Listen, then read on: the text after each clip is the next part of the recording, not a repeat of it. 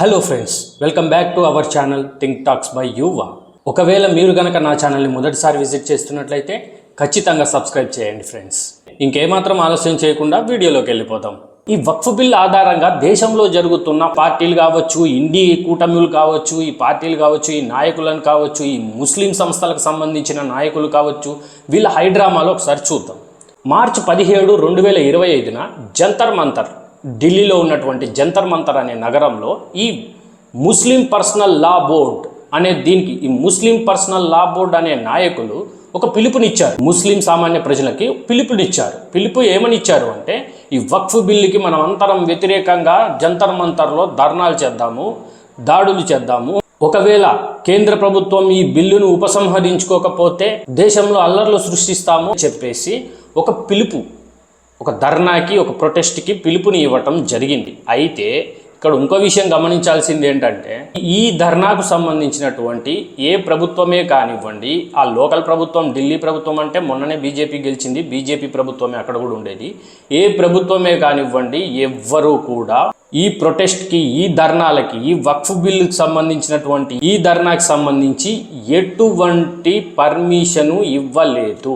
అయినా కానీ చాలామంది ముస్లింలు చట్టానికి, రూల్స్కి విరుద్ధంగా జంతర్ మంతర్లో నిన్న పోగవడం జరిగింది. అయితే తర్వాత గవర్నమెంట్ అనేది ఏం చేసింది అంటే, ఎలాగో మీరు ధర్నాలు చేసుకుంటాం అంటున్నారు కాబట్టి 1 గంట వరకు మీకు ధర్నా చేసుకోవటానికి మీకు పర్మిషన్ ఇవ్వడం జరుగుతుంది అని చెప్పేసి అప్పటికప్పుడు 1 అవర్ పర్మిషన్ ఇచ్చేసి వెళ్ళిపోయారు. అయితే ఈ జంతర్ మంతర్లో పోయినటువంటి ఈ ముస్లిం పర్సనల్ లా బోర్డు నాయకులు ప్లస్ వచ్చేసి ఎవరైతే సామాన్య ముస్లింలు బ్రెయిన్ వాష్ చేయబడ్డారో, సామాన్య ముస్లింలు వాళ్ళు కొంతమంది వచ్చి ధర్నాలు చేయటము, ఈ వక్ఫ్ బిల్లుకు విరుద్ధంగా నిరసనలు తెలపటము ఏవో చేశారు.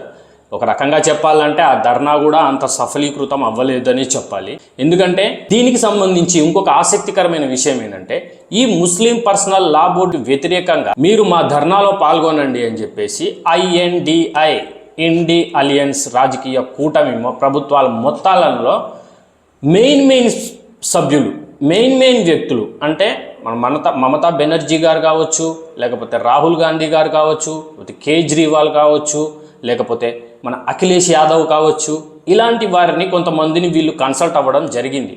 అయితే ఈ ఇండి అలియన్స్లో ఉన్నటువంటి ఈ రాజకీయ పార్టీ నాయకులు వీళ్ళకు సీన్ అర్థమైంది. ఏమర్థమైంది అంటే, కేవలం ముస్లిం ఓట్లతో మేము గెలవలేము. ఈ ఇండి కూటమి రాజకీయ పార్టీల నాయకులకు వీళ్ళకు అర్థమైంది, కేవలము 75 సంవత్సరాల తరబడి ఒక వర్గాన్ని, ఒక ముస్లిం వర్గాన్ని, ఒక మైనారిటీ వర్గం పేరుతో ఒక ముస్లిం వర్గాన్ని బుజ్జగింపు, వరాలు ఇట్లాంటివి చేస్తూ కేవలం ముస్లిం ఓట్లతోటి మనం గెలవలేము అని వాళ్ళు అర్థం చేసుకున్నారు. సో వాళ్ళు ఏం చెప్పారు అంటే, ఈ ముస్లిం పర్సనల్ లా బోర్డుకు సంబంధించిన ఈ నాయకులను తిరస్కరించడం అంటే పబ్లిక్గా తిరస్కరించడం అని కాదు. వాళ్ళు ఏం చెప్పారంటే, మీ ముస్లిం మత సంబంధమైనటువంటి ఈ బోర్డు అనేది అసలు యాక్చువల్గా సెక్యులరిజానికి విరుద్ధం. ఇది ఈ వక్ఫ్ బోర్డు అనేది కేవలం ఒక మతానికి సంబంధించిన విషయము. ఇప్పుడు ఈ ధర్నాలో మేము పబ్లిక్గా వచ్చి ధర్నాలో పార్టిసిపేట్ చేసి మేము మీకు మద్దతుగా నిలబడితే మిగతా హిందువులు కావచ్చు, క్రిస్టియన్స్ కావచ్చు, బుద్ధిస్టులు కావచ్చు, వీళ్ళందరికీ ఒక రాంగ్ మెసేజ్ అనేది వెళ్ళడం జరుగుతుంది. సో ఎలాగో మేము వెనక నుంచి మీకు ఎలాగో మద్దతు ఇస్తున్నాం కదా, ఈ పబ్లిక్లో మాత్రం మేము రాలేము అని చెప్పేసి తిరస్కరించారు.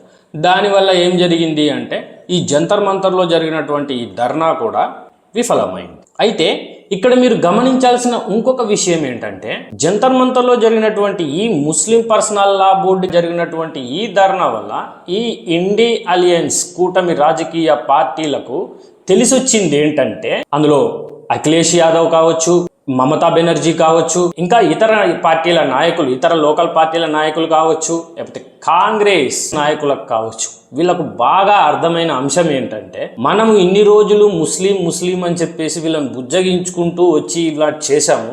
కానీ ఈ రోజు మనం ఎన్ని చేసినా గానీ ఈ ముస్లిం యూత్ కి, ముస్లింకి సంబంధించినటువంటి ఈ విషయాలలో అసదుద్దీన్ ఓవైసీ అనేవాడే సుప్రీంగా ఉంటాడు, సుపీరియర్గా ఉంటాడు. అతన్ని కాదని ఈ ముస్లిం వర్గాలు మనకు ఓట్లు వెయ్యరు అనేసి ఈ విషయం వీళ్ళకు బాగా అర్థమైంది. సో మొత్తానికి ఇదంతా ఒక బల పరీక్ష లాంటిది ఫ్రెండ్స్. సో ఈ వక్ఫ్ అమెండ్మెంట్ బిల్ 2024కు వ్యతిరేకంగా ఈ జంతర్ మంతర్ ఢిల్లీలో జరిగినటువంటి ఈ ధర్నా అనేది కేవలం ఒక బల పరీక్ష మాత్రమే. ఎందుకంటే అవతల కేంద్ర ప్రభుత్వంలో ఉన్నది 3 సార్లు వరుసగా గెలిచినటువంటి మోదీ ప్రభుత్వం, వరుసగా 3 సార్లు గెలిచినటువంటి మోదీ ప్రభుత్వం. సో ఇప్పుడు వీళ్ళు ఖచ్చితంగా ఈ బల పరీక్ష అనేది చూపెట్టుకోవాలి. మైనారిటీ మతాల పేరుతోటి కొంచెం సెక్యులర్ గడప దాటి మరీ కొన్ని హక్కులు, ఎక్స్ట్రా హక్కులు ఇవన్నీ కలిగించి వీళ్ళను సమర్థించినటువంటి కొన్ని రాజకీయ పార్టీలు అపోజిషన్లో ఉన్నాయి. ఇప్పుడు కొన్ని ఈ పార్టీలందరికీ బాగా తెలిసింది. అక్కడ ఉండేది వరుసగా 3 సార్లు గెలిచినటువంటి మోదీ. సో బల పరీక్ష కూడా అక్కడ తేలింది ఏమీ లేదు. ఈ ధర్నా అనేది విఫలమైపోయింది. సో ఇంకో పక్క చూసుకుంటే మహారాష్ట్రలో ఈ ఔరంగజేబ్కు సంబంధించినటువంటి సమాధి ఏదైతే ఉందో దానికి ప్రతి సంవత్సరము మహారాష్ట్ర ప్రభుత్వం నుంచి నిధులు కేటాయించడం జరుగుతుంది. ఆ సమాధిని మెయింటైన్ చేయడానికి, దాని మెయింటెనెన్స్కి, దాని పరిశుభ్రం చేయడానికి, లేకపోతే దాని పెయింట్స్కి, రంగులకి, దాన్ని చూసుకోవటానికి. చూడండి ఎంత విచిత్రంగా ఉందో. ఒక ఆక్రమణదారుడి సమాధికి గవర్నమెంట్ నుంచి డబ్బులు వెళ్తున్నాయి. అది ఎవరి డబ్బులు? మీ డబ్బులు, నా డబ్బులు, ట్యాక్సీయే, మన ట్యాక్సీ మనీనే అటు వెళ్తున్నాయి. సో ఈ ఆక్రమణదారుడి యొక్క ఈ సమాధిని అక్కడి నుంచి తీసేయాలి అని చెప్పేసి మహారాష్ట్ర ప్రభుత్వము నిర్ణయించుకోవటం జరిగింది. అక్కడ ఉన్న సమాధిని కూడా త్వరలోనే దాన్ని కూడా కూల్చేస్తారు. కాబట్టి ఆ ధర్నాలు ఈ ధర్నాలు అనేసి చేస్తూ ఉంటారు. వెంటనే మనము మోడీ భయపడ్డాడు, మోడీ అమ్ముడు పోయాడు అని చెప్పేసి మనకై మనమే ఆలోచించుకొని, మనకై మనమే ఓపిక లేక, సహనం లేక ద్వేషాన్ని పెంచుకోవటం ప్రభుత్వం మీద, కేంద్ర ప్రభుత్వం మీద, మోడీ మీద, ఎన్డీఏ కూటమి మీద, వీళ్ళ మీద ద్వేషం పెంచుకోవటం అనేది మంచి పని కాదు ఫ్రెండ్స్. ఎందుకంటే ఒక సామాన్య పౌరుడిగా మన దగ్గర ఉండే కంటే కేంద్ర ప్రభుత్వాలు దేశాన్ని రన్ చేస్తున్నటువంటి వారి దగ్గర ఉండే ఇంటెలిజెన్స్ ఏజెన్సీస్ కావచ్చు, వాళ్ళ దగ్గర ఉండే ఇన్ఫర్మేషన్ అనేది చాలా ఉంటుంది వాళ్ళ దగ్గర. వాళ్ళు ప్రతి ఒక్కటి వచ్చి మన ముందుకు వచ్చి చెప్పలేరు. మేము ఇట్లా ఈ బిల్లు పాస్ చేయాలనుకుంటున్నాము, పలానోళ్ళు వచ్చి మన మీద దాడి చేయాలనుకుంటున్నారు, ఈ వక్ఫ్ అమెండ్మెంట్ బిల్లుని ఉద్దేశించి పలానా చోట్ల బాంబ్ బ్లాస్ట్ చేయాలనుకుంటున్నారు అని చెప్పేసి ఇవన్నీ మనకు పబ్లిక్గా చెప్పలేరు.